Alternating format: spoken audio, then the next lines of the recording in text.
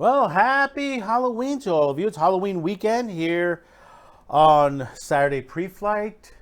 You may ask yourself, what's in our agenda tonight? Well, we're going to bring you, since it is the Halloween weekend, a variation of two big houses, two big film houses joining together from two parts of the world to create an awesome, not the greatest in the world, but an awesome martial arts horror flick starring one of the greats from the Hammer film, and with help from the Shaw Brothers. That's right, folks. It's a team up of the Shaw Brothers and Hammer films tonight. Then on my video shelf, we're going to look at another Kung Fu horror, which it is the most insane, over the top, just completely bizarre film that is under many different names, desperately needs a full restoration to Blu-ray immediately before this film is lost.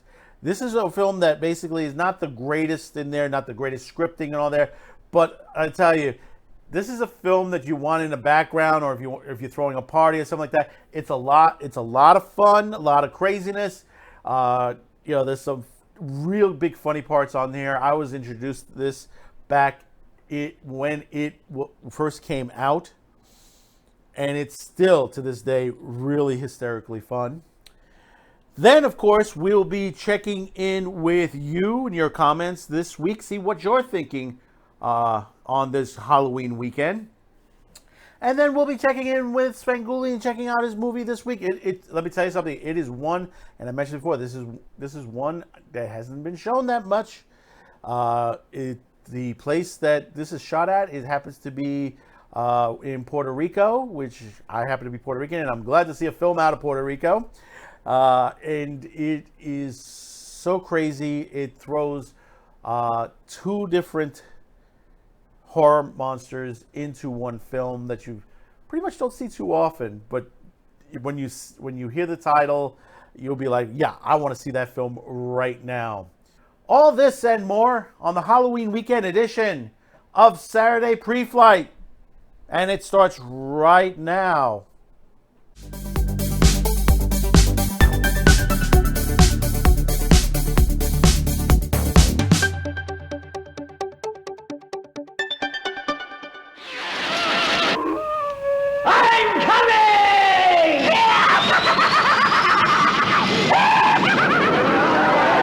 Once again, thank you for tuning in. Don't forget to hit that like, subscribe, and share this video. And don't forget to comment below and hit that notification bell. Switch it to all, and you'll receive all of our notifications here on Q2Cast TV and Saturday Pre-Flight.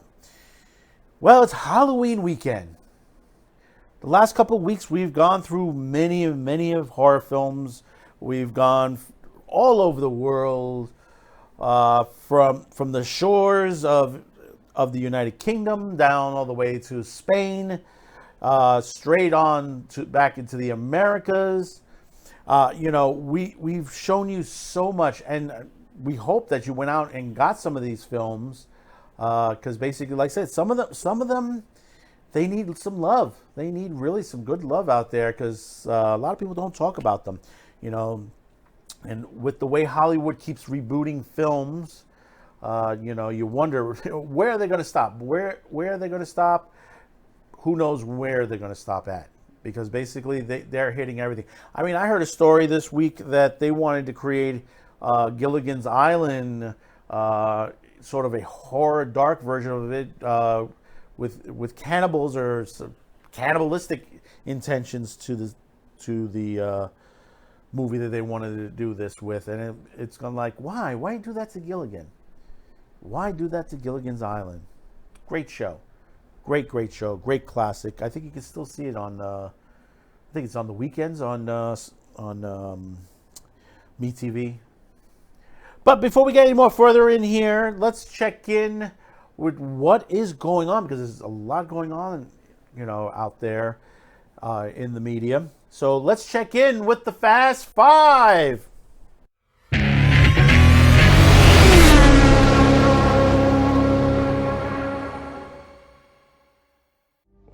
staying out of it. Is there something you'd like to report to your squad?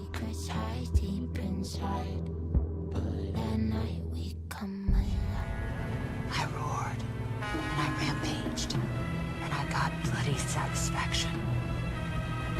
I've killed a hell of a lot of people to get to this point.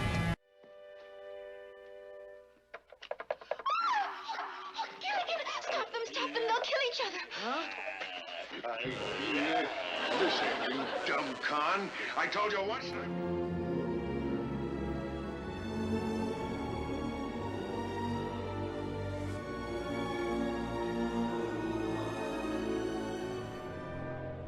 So the little pests choose to intervene from the sidelines. They just won't rest until I've been pushed to the very limits of my patience.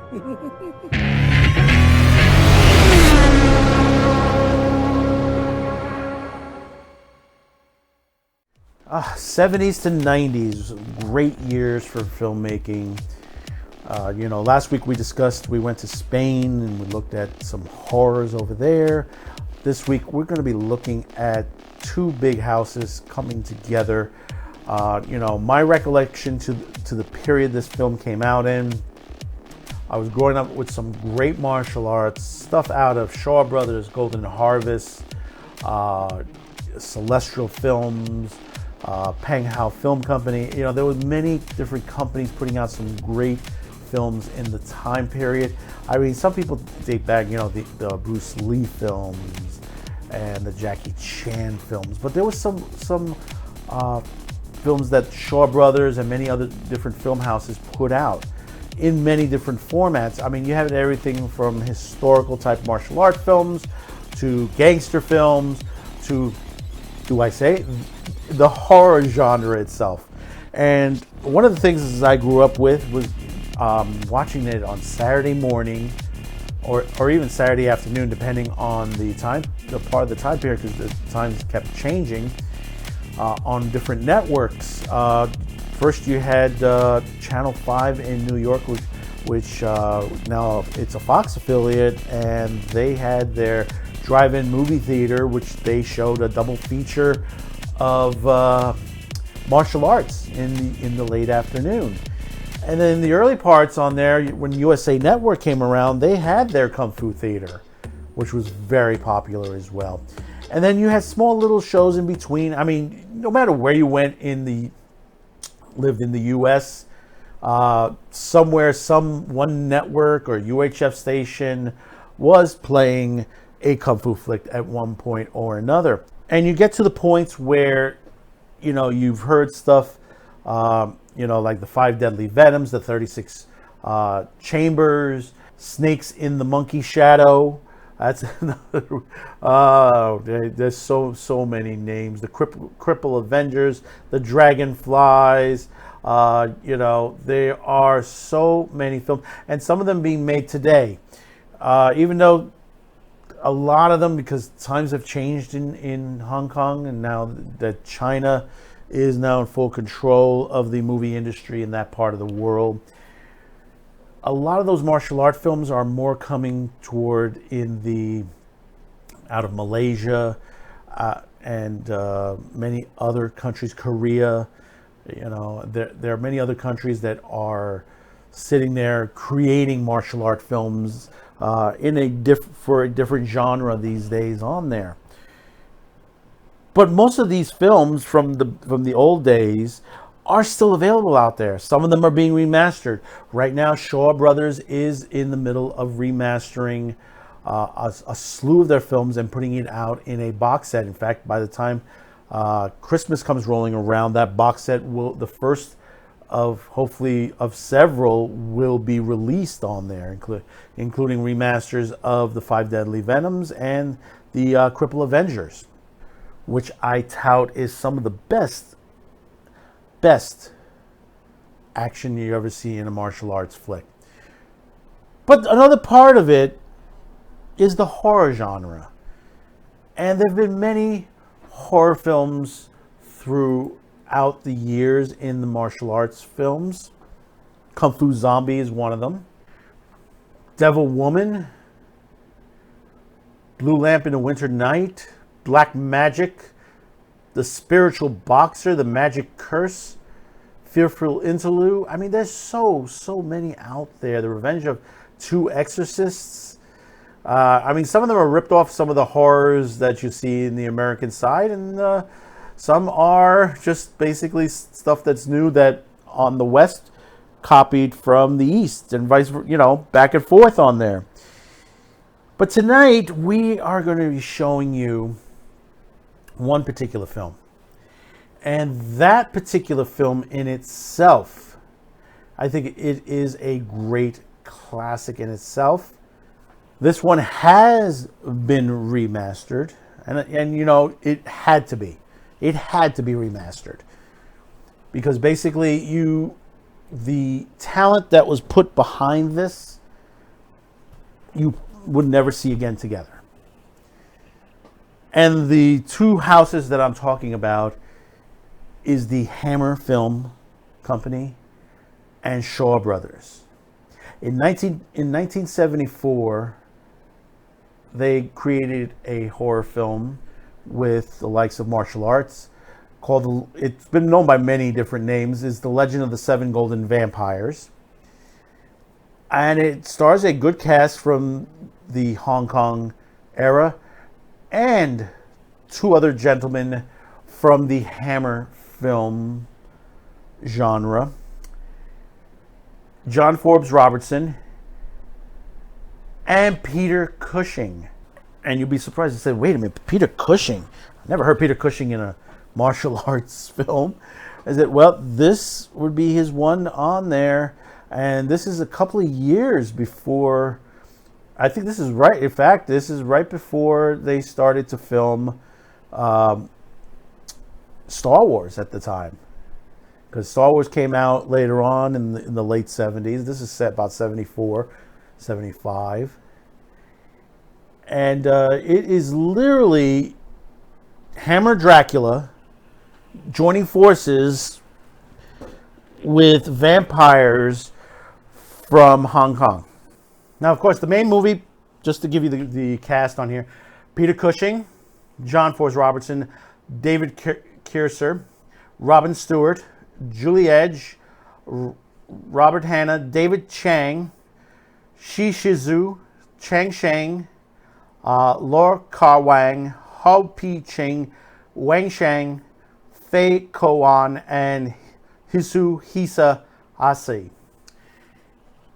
And you may ask yourself, who are the other Brits or Americans that are involved in this show? John Ford Robertson was also in many other films throughout his career. You may have known him in The Vampire Lovers, Vault of Horror, The Man from Nowhere, The Island Adventure, Life Force in the mid-'80s. He was doing Dracula, because unfortunately, Christopher Lee did not like the script to this and did not want to do it. Because basically, he, as far as Christopher Lee, the way this was written, I guess he wouldn't be shown too much in here, and you'll understand why when you see the film. And the thing about it is, there was another actor, David Kessler, believe it or not, and this is why we mentioned him on there, and John Forbes Robertson didn't know. David Kessler dubbed over John Forbes Robertson's voice. And it's not even credited to the movie. Most people don't realize it. They think it's John Forbes Robertson's voice. And actually, it is not. As far as Robin Stewart, she's done a slew of Hammer films, including the Haunted House of Horror. Say that about 12 times on there. And a couple others, and a couple other minor films on there as well. Julie Edge, who basically appeared in same amount, not many films on there. As we get to the Asian actors, David Chang has had a marvelous martial arts filmography. I mean, he's done some great stuff through the many years as he's the main character. The Kingdom and the Beauty is one of them. The Golden Swallow, Dead End, Half Sword Will Travel, Return of the One-Armed Swordsman, The Heroic Ones, The Wandering Swordsman, The Winged Tiger, The Anonymous Heroes, The New One-Armed Swordsman. I mean, he's done a lot. And there's some great interviews with him talking about this film project. Shi Zhu, she's had a small one as far as her career, but she's done some of the real good ones. The Five Shaolin Masters, The House of 72 Tenants, The Proud Youth, The Deadly Breaking Sword, The Deadly Secret. And most of the rest of the cast have had just a basic filmography, or this might have been their only film. Now, the main plot of this film is it's Transylvania 1804, and a lone figure is making its way through the countryside toward the Castle Dracula, where he summons Dracula in his own language, and it happens to be a Taos monk and high priest temple. He's a high priestess of the Temple of the Seven Golden Vampires.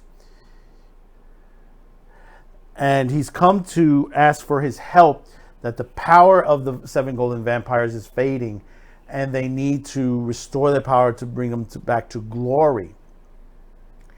And Dracula does consider his offer in one condition. The only way Dracula can travel at this point is to basically merge with the Taos monk.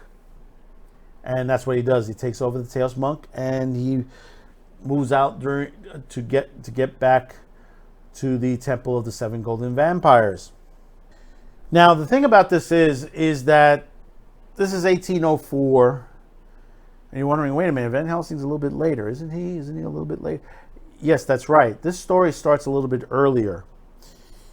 And at one point, Dracula's plan does succeed. And for quite some time, the Golden Vampires have been reigning on this small village in the mountains. A century later, a great professor from the United Kingdom, Professor Helsing, played by the great Peter Cushing, is lecturing in Chungking University, telling them about vampire legends. He's there to learn about the legends of Asia, especially from the ones in China, learning all the secrets of all the demons and vampires and everything that goes on in their country. But he's laughed out that most of these people just walk away from him, that it doesn't exist. It doesn't exist, because they like saying like, oh, you killed a vampire. Nobody really at this point understands the things that Helsing has done to save the world from the vampires. Helsing tells of a story that he heard about a vampire legend in China that basically, someone escaped defeating the vampires, and someone approaches him explaining to him that basically the story is true. And with his son, Leland, played by Robin Stewart, joins together with Heesin Chang, played by David Chang, and his brothers and one sister. And also a very rich heiress by the name of Vanessa Buren, played by Julie Edge, that she's a wealthy widow. There is a separate storyline that goes on to that where a gangster wants her money and her affection, and they get into a battle fight with that. You got to have one of those kind of fights in there, thrown in for the hell of it to the main story line itself. But the main premise is that they basically take a travel deep into the mountains where the village that was explained before exists, and it is being held in a grip of fear by the vampires of the Temple of the Seven Golden Vampires. Now, the fight scenes are very good. There's a lot of ghoul zombies in this. I mean, there's major fights with ghoul zombies, vampires. I mean, there are some scenes. Now, understand, depending on which version you see, there is some nudity in this. Just to give fair warning to those of you who have kids that does like watching these martial arts flicks, understand because there are some ritual blood sacrifices in this film, which I think it's fantastically done on there. But there's still nude scenes, and you probably want to take some discretion while advised to the whole thing that's going on at those points. But all in all, like I said, the action is very good. The storyline, it's faithful to what you would see something in a martial arts or a Hammer film. Now, the Shaw Brothers put up about 50% to finance it, is because Don Hogg, who's basically one of the screenwriter on here, how do you say, Hoggeton, he's one of the screenwriters. His father-in-law knew Run Run Shaw. So basically they were able to get together and put this project together. Now, there are two directors to this movie, and that's why I didn't bring them up at first. Roy Ward Baker, who has won Golden Globes for his films. He is known for The Quartermass and Pit, Scars of Dracula, Dr. Jekyll, Sister Hyde, Vault of Horror, many films from the Hammer. He was one of the main directors. Now, the Shaw Brothers wanted someone also in there to help with the martial arts of it. So basically they got Shang-Chi, who has done many films with the Shaw Brothers, One-Armed Swordsman, Golden Swallow, Return of the One-Armed Swordsman, The Invincible Fist, The Heroic Ones, a large filmography as far as directing for them, and cinematography by John Wilcox as well, and Roy Ford. It didn't take too long to film. It took from about late October to early December to film it at the Shaw Brothers Studios in Hong Kong. The mountain scenes were shot on Kowloon Peak, which is a nice looking area, if it is still nice today. You know, things have changed many times over the years. Like I said, the second units were handled by Shang-Chi. There is an Eastern version of the film, which runs at about 110 minutes versus about 75 minutes. I think it's like 75 or 80 minutes of the original on there. And I think both versions are available on the Scream Factory version of this film. Shoutbox. You'll have it at the end of the show. You'll be able to see where you'll be able to pick this gem of a movie up on there. Now, the reception wasn't too great. It was kind of the reverse in each other. You had the UK reviewers were saying, if it wasn't for Peter Cushing, it would be a lackluster movie, and vice versa. You know, if it didn't have this particular these actors here, they added on to Peter Cushing, back and forth. But jumping back to something that was written in the zombie movie encyclopedia, Peter Dende, which you can get out there right now, he said the raising of the undead army is one of the most visual spectacular in the zombie cinema. It is really great to see the way this is shot, that the way the zombies come out of the graves themselves, out of these big tombs and stuff, and they're just punching out. The hopping things is fantastic. I love that, because when you have vampires or on there, sometimes they hop. And the fight, like I said, the choreography of the fight scenes with the zombies is well done because you're using also weapons as well. So this is hand to hand and weapon to weapon, swords, spears, arrows, you name it, it has it in this film. That's one good thing, seeing a lot of these film companies join forces in different parts of the world. I mean, still to this day, there are some that they do work together. Some by basically to help each other properly, and others are forced by certain governments like the Chinese government, which you can't film. You can pretty much not film something in China without the Chinese over your shoulder. But you look to, as far as a horror film per se, is it a good horror film? Yeah, it is. It is really good. Like I said, it's a shame Christopher Lee could not reprise his role as Count Dracula. But Peter Cushing is there for the fun of it all, as far as what a Hammer film should be, and what a Shaw Brothers action film with horror should be as well. Like I said, when I worked with Saturn at the company I worked with a long time ago, I saw some crazy horror films. Some crazy martial art horror films. You know, but then there was a couple here and there that were really, really good. This happened to be one of them. This one we did have not through Saturn, through another company. I believe it was through Columbia at the time, when Columbia was still doing major stuff in the UK. I don't know if they're still, because as far as Warner owns the distribution rights on this, which was originally through Columbia.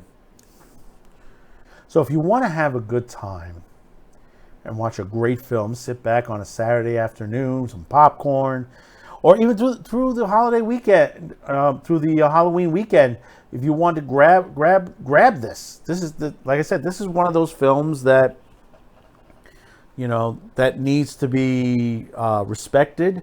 It needs to be brought out more often. You know, it must not be remade. And I'll tell you that for 100%. Do not remake this movie. Do not reboot it. Do not, none of this. Because it's such a good film in itself. You cannot copy the way this film looks. The ominous mists and lighting effects that this movie has on there. And of course, the great Peter Cushing in here as Professor Van Helsing, before he becomes a great villain in the Star Wars universe. So now let's switch gears a bit and let's take a look over at, how can I put it? It's a horror kung fu, not the greatest film in the world, but well worth watching on my video shelf for this week.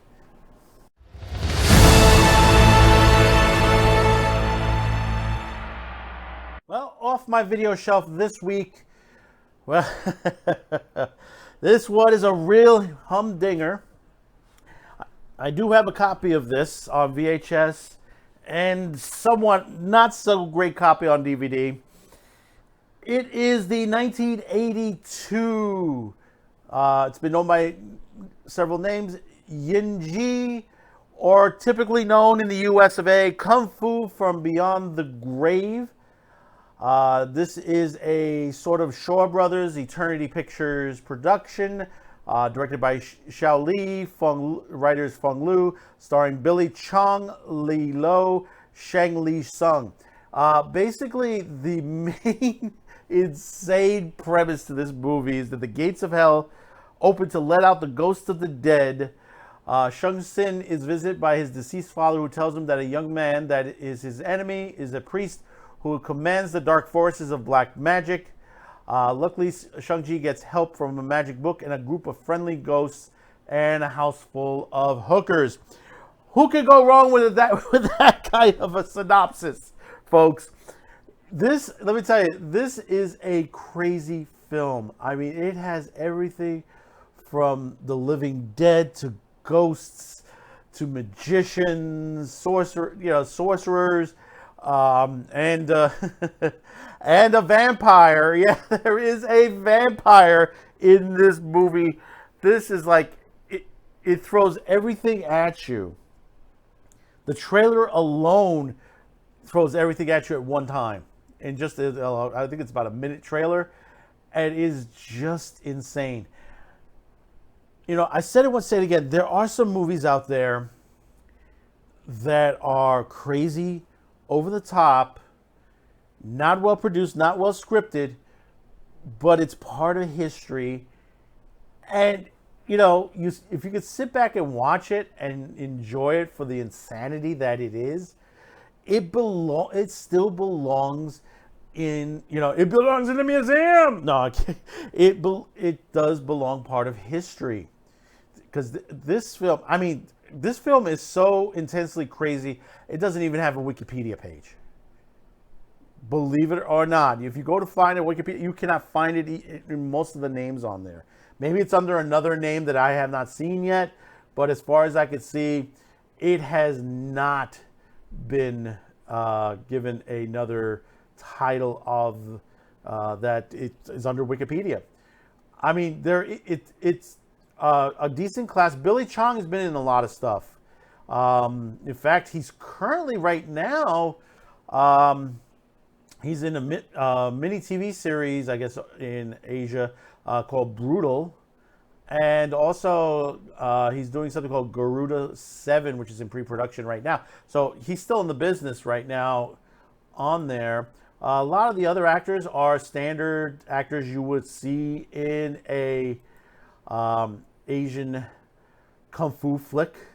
And a lot of them have done movies like The 36th Chamber, Chinese Ghost Story, Kung Fu Zombie, and many other films of that nature.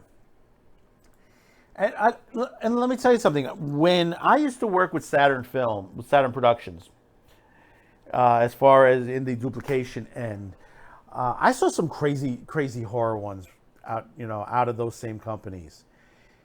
And Kung Fu from Beyond the Grave is one of the top crazy ones, but there are others that are, hopping zombies, hopping vampires.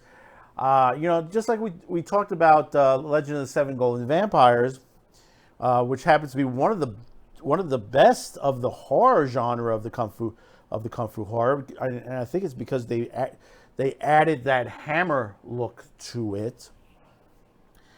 And even though you wanted to see Christopher Lee in there, I said it before, you wanted to see Christopher Lee as Dracula in a kung fu flick, that would have been great. But when you look toward this particular film, you look at it to the perspective that, okay, ask anybody that grew up in the 70s and 80s with the USA Network, if they lived on the East Coast, Channel 5, or any other, that they used to grow up with these, what we call the VHS Kung Fu movies on TV. We didn't care about the quality. We didn't care about the scripting and all that, as long as there was a lot of good action in it. I mean, you could tout back as many Kung Fu flicks that you can that are horrible. Horribly directed, horribly made, but the action is very good. Very rare you see a Kung Fu flick that has bad martial arts in it. I mean, there are some, but not many. Not many in the business. Today, different story. Different story today, because especially on our end of the world, we've created some martial art flicks that, Jesus Christ, why didn't you hire someone from Asia to handle it all? And that's why the guys got smart over at Shaw Brothers to make sure that they had someone on the second unit that's able to handle the martial arts end, which Hammer could not. And like I said, this one desperately needs a remastering. I mean, you could find these on the high seas. You could find this cheap in the bargain bin for about a couple bucks. Or you might be able to find it here on this social media platform, YouTube. I haven't seen it on any of the other platforms on there, but I could be wrong. So that's my What's on my video shelf segment for this week.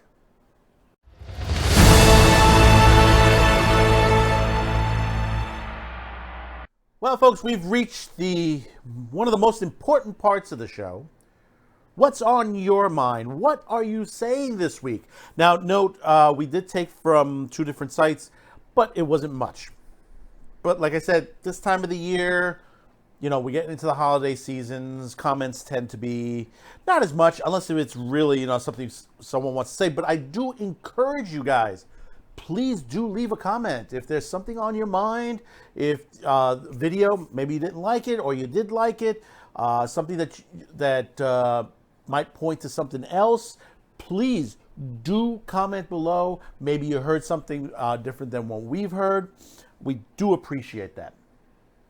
Let's start over in BitChute. And arguably, nice name, arguably says, yeah, I'm with the look on Red's face in the thumbnail for this video. And that is on the That's 90 spinoff show, which I said, I have no idea what Netflix is thinking. Especially now that we're hearing that they're bending the knee to the whole Chappelle situation. How far they're going to bend the knee, we do not know at this time. But as far as that 90 show, I mean, this is the long line of TV shows that's like, why? Why are you doing this? You know, you could go to a whole slew. They're bringing back Law and Order. They bringing back Head of the Class. They brought back Fantasy Island. They brought back the 4400. And a bunch of other TV shows that are like, really? Why? Move on. Move on. J. Michael Straczynski is coming with the CW for another Babylon 5 series that he's going to just reboot the series. You know, honestly, I don't think he has 100% control. I'm sorry, I could be wrong. You in the comments, tell me, am I wrong or am I right? How you feeling? Because remember, something of this nature, when you look to the perspective that Hollywood has ruined God knows how many franchises at this point. And they keep increasing. You see what they're going to do with Indiana Jones 5. You've seen what they've done with James Bond. You've seen what they've done with Dune. Most of the Marvel universe. Should we go on? Why The Last Man just got canceled. Just recently. We have another video on that. And now they're having the mainstream media touted, well, it was too much money. We were going to spend another $3 million. $3 million. $3 million. That's probably, you know, advertising dollars you could have reallocated, or someone get their pay cut on your top end tier. Disney has the money. This belongs to FX and Hulu. Hulu and FX belong to Disney. We don't, you know, the thing about it is, you look at the way Why the Last Man is made, and technically at the time, it was somewhat woke in the comic book. But now what they wanted to do was make it even more woke than what it was before. You know, just change everything around. You know what I say, folks? If you're thinking of hitting up Why the Last Man, skip it. Wait a couple of months when World's End Harem comes out. That'll be probably a much better story, even though there will be sexually explicit scenes in that series. Thank you again, arguably. Let's switch over to YouTube. YKHH. I just randomly found this channel, but I'll subscribe and like, I guess. Thank you very much. Thank you. You know, we need more people like you that just randomly find our channels and click on. See, the thing about it is, YouTube originally was made for the independent producer, for the independent content. Now you got all these big networks moving in on a place where we've always sustained ourselves, and we're creating new and improved content on a daily basis, and they're bringing their old junk content into the YouTube sphere. And YouTube thinks that they're going to end up making money with these Hollywood companies and news broadcasters and all that, all the way around. But not realizing is other people have the same content. Do you understand? You're bringing the content in that pretty much everybody else has on their sites. Pluto has it on their site for free also. And Tubi TV is starting to broadcast news and sports. Do you understand? The things are changing. YouTube, you had the chance to work with these independent content producers here and create a platform that could have, you know, really knocked out the networks. That's what the networks are afraid of. That's why you're doing what you're doing, because basically they're paying you off. You know, they think that the money's going to last for a long time. It's not. The money does end after a while. The money does dry up. The well does dry. It's going to come down to dollars and cents, and before you know it, there'll probably be another site we'll move completely to, and then you'll be left with nothing. Do you understand that? There's probably going to be a massive exodus coming.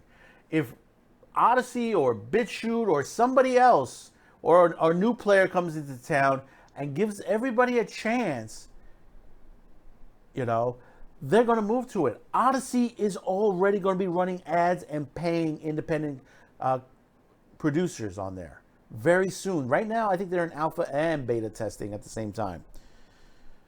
But they're doing that right now. Why? Because basically there's nobody majorly out there that can compete with YouTube right now.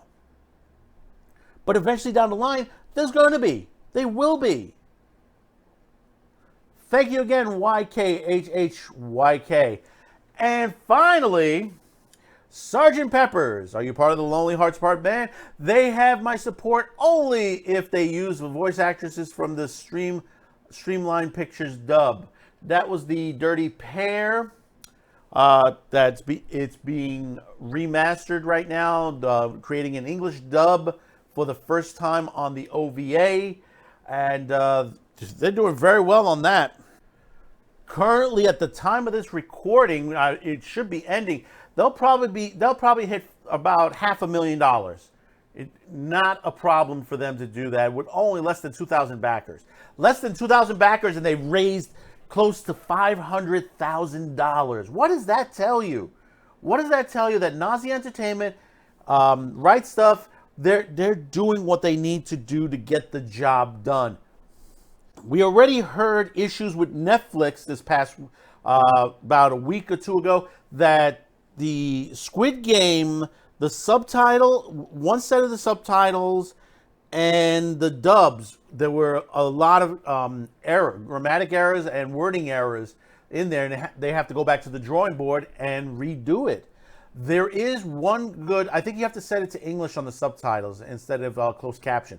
Don't set it to closed caption. I think set it to English. You'll get a proper translation if you're watching it in Japanese.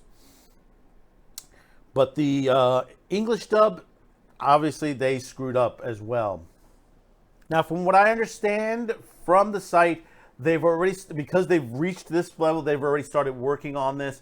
Now, Yuri, the character Yuri, will be dubbed by Jessica Calvo, who originally played it in the OVA series. Now, that is for right now. That was at the beginning, they knew that this was going to happen. Their stretch goals, I would have to say, they've already reached the point where they're able to give you a 5.1 audio track for the OVA series and 5.1 audio track for the features. So this box set and the 5.1 audio track for the TV series as well. So you're going to get 5.1 across the board. So the audio is going to be fantastic on this. The company that, that's doing this is also very good at what they do. There's more commentary coming on there. There is more stretch goals coming, which they haven't announced yet. They haven't reached to the end. But at the time of this recording, they still had a couple of days left. And it's good to hear. But hey, listen, they got one of the original voice actresses. So that is one good thing to you, Sgt. Pepper's, and hopefully you'll enjoy and you'll support them. So thank you again, Sgt. Pepper's, and to all those of you who have commented previously and currently. We thank you. We appreciate. We love to hear from you. As I said, one thing about doing these shows, you, the viewer, are the most important thing to this projects that we've done for many, many years. we have been working on these things since the 80s. We were in public access in the 80s, and when we were on Justin TV in the early 2000 period.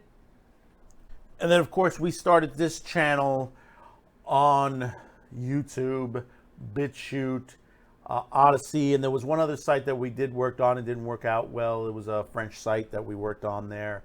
And, of course, we also did Gab TV, and Gab TV didn't work out too great as well. So, you know, we try to put ourselves in many eggs on there, and we do, once again, we do appreciate you. You know, I can look back at our early days in public access in the 80s. The only way to communicate with us is when we took live calls, and that was only 28 minutes an episode, because our shows were either 28 minutes or 58 minutes. That's the way they used to run then. Or you wrote into us. You know, you either wrote a letter, came in, and, you know, some letters were crazy and something like that, and some stuff we were able to read online, and we had to be careful on some of the things we said on there, because basically, even though, depending on what time of the day, most of our programming was in the prime time section of the evening, especially on the weekends on there, which, you know, you get a large amount of people watching at that time. And we worked on many shows, because one thing about the group that we were together with, we worked on each other's shows. That was the great thing about it. And we see the same thing here on YouTube. You see guys like Nerdrotic and Heel vs. Babyface, Geeks and Gamers, and that Star Wars girl, Yellow Flash. You see all of them that they try to do a collective things together. And that's the way it should be. We did it in public access for years. For years. That we used to share each other's shows, and, you know, we used to have fun on them. We used to work on them. I think I must have worked on, in the back scales of 7, 8, 9 shows on a given week of the same grouping. And then there was another 5 or 6 shows that I worked on the outside of it. So we kept ourselves busy. You know, the shows were always kept busy on there. And then when I was in my trade school college days, you know, I had some other people that I worked with. Some of them, they're not with us anymore. Others have moved on in their lives, and you know, I wish them greatness out there. You know, if they're ever watching, because I know I'm still in touch with a few of them, and, you know, some of them are doing good. Some of them are in the music business. Some of them are doing, you know, they have their own families and, you know, their own lives, and that's important. You know, you have your own family and lives. That's very important on there. And like I said, you, the viewers, continue it. And you may ask yourself, how can I join in on this? Well, it's very easy. Down below the video, you see the comments line. Just start typing away. You know, be conscious to what you say. Keep the language to a minimum. Because unfortunately, especially on YouTube, the YouTube algorithm gods, they're watching. And unfortunately, we've heard some situations out of people like Nick Rekieta, who basically got his channel strike for something someone said in just his chat. It had nothing to do with him, and it was someone that said something in his chat. So who knows if someone gets, you know, striked because of something was said in the comments. I mean, we here, Q2Cast, we do have someone part-time who does check up on our media accounts, social media accounts, to make sure everything is going okay. But if you want to say something out of the box, Odyssey and BitChute are there as well. But I also say keep the language to a minimum. You know, we don't want to upset those gods as well on there. So we've reached the end of this program. But before we go, you may ask yourself, gee, what's on Svengoolie this week? And as I touted last week's episode, this one's a real kegger. This week on Svengoolie, The Earth Maidens for the love-starved slaves of the sterile planet. Very good. We have done well, Nadia. I am pleased, Princess. You are satisfied. A United States Astro Robot. They come. Saturday at 8, 7 Central on MeTV. That's right, this one is not shown too often. It's the 1965 Frankenstein Meets the Space Monster. This particular movie, let me tell you something, has been known under many different names. Most of the time this has been shown, when I saw it, it was shown on a Saturday morning movie festival or something to that nature on Channel 5 here in New York City, or Channel 9. It's also been known as Duel of the Space Monsters, Frankenstein Meets the Spaceman, Mars Attacks Puerto Rico, Invades Puerto Rico, and Operation San Juan. You can take a guess what location this movie is based in on there. And it stars Marilyn Hannell, James Karen. Now, if James Karen sounds familiar to you, you may have seen him in the great zombie film, The Return of the Living Dead. Also, Louis Cuttle, Nancy Marshall, David Kerman, Robert Riley, Robert Allen Brown, Robert Fields, Bruce Glover, and Susan Stevens. This is basically, it's an invasion from Mars. Mars needs women. We've heard of movies like this before where they touted this, and this is where basically the women of Mars have died off, except one, the princess, and she's gone with a crew of Martians to basically kidnap bikini-clad women. Ooh, that's going to be a good one. Bikini-clad women. I mean, there's even a beach party they attack. But it seems like they are being thwarted by a astronaut who happens to be like a half android or something. It's hard to say that it's gone. His rocket crashed back on Earth in Puerto Rico, and now he's out of control, sort of a Frankenstein.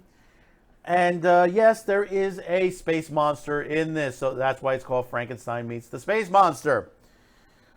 So that's 8 p.m. Eastern on your local MeTV, courtesy of Svengoolie. And you may ask yourself, where in the world can I get MeTV? Well, if you go to the MeTV.com, you can find out where in your locale via antenna or cable company where you can receive MeTV. They don't have an independent site as of yet as far as a streaming site. They do have a .com, which is full of great information on there. And if you are having a problem receiving MeTV on an antenna, do check in. There is a YouTuber by the name of Antenna Man. He is very good at what he does. He gives a very detailed explanation. There's been many issues since the FCC has started to eliminate certain frequencies, and they've sold it off to cellular phone companies. So a lot of the broadcast channels like MeTV and Heroes and Icons and all those other channels, Grit, they're being consolidated down to certain frequency levels, so a limited amount of frequencies. So you may have like 10 channels running off the same frequency code. So a lot of times it might be the type of antenna you have and the position and rescanning, of course. But before you do that, if you plan to buy a new antenna, check in with Antenna Man, and he might be able to give you a right direction, because I'll tell you one thing, one of the biggest mistakes out there you could make is you buy an antenna that says 4K on it. I'll tell you honestly, never look at it something that says 4K. It's nice that, because down the line, eventually, maybe the over-the-air frequencies will get those things, but there is nobody right now that is broadcasting in that parameters. And also, the technology is changing. So by you buying something right now, doesn't mean it's going to work later on, because there is new equipment being made and manufactured that will handle that frequency when the time comes, because there is a frequency adjustments that are being done. Antenna Man can explain that better than I can, but nonetheless, we're moving into a new level of frequencies, how it's handled and how much information is sent to your antenna. So basically, that is something that's coming soon. But the thing about it is, it's not widespread yet. Big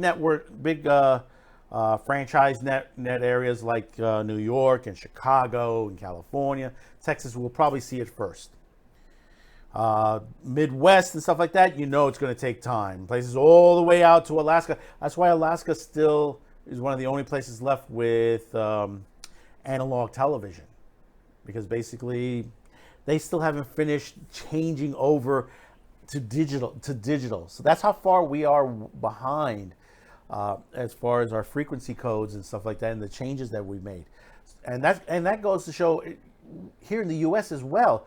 There are places in the U.S. that they still have somewhat of an analog signal, and they're not supposed to be. They should have been transferred over completely to digital, and they're still having issues. So do check in with him, and he'll give you a nice little link and information on there as well. Now you may ask yourself, what is in the box for next week's edition? Well, next week we're going to ease out of the horror. We're going to get back into a normal sense, even though we're getting into the holiday season. We're going to be looking at one of the great American directors that has made some great film and some great television. And basically, we're going to look at two of his films from the 1980s, starring some great actors. Some of them moved on to bigger things, and one of them has an iconic character that this version, touted to the one later on. This was the better of the two, even though the other actor that played this same role was an Oscar-winning actor. But a lot of people tout back to this original. But we're going to take a look at one of the films that we're going to be looking at next week. Do what he says. Lay down. Go ahead. Put your hands on your head. Spread your legs. Now. Hey, you goof! Look at the wall. I am the last guy in the world that you want to fuck with. You found my money on gigs. Let us pretend that you don't know whose money it is. If you haven't guessed yet, that's right. It's Michael Mann next week. We're going to be looking at Michael Mann's two of his films, one in our main segment and one off my video shelf. That'll be next Friday, 10 p.m. Eastern, 7 Pacific, on your local social media platforms, YouTube, BitChute, and Odyssey. Once again, thank you for tuning in. It is the Halloween weekend, so please out there, be safe, be careful. If you have children, they're going trick-or-treating, be sure to check your candy. There are some crazies out there. Be sure they're wrapped. Be sure there are no holes in the candy or anything of that nature. If it's fruit, please chop it up. Make sure there's nothing in the fruit itself. And be sure, enjoy the candy, enjoy the fun, enjoy the horror films this weekend, because there's going to be a ton of horror films this weekend. And we'll see you on the next one. We'll see you in November, because next week will be November, the first week of November. So thank you for tuning in. Stay tuned for a little bit more information about the films you saw today. And have a happy Halloween. And bye-bye.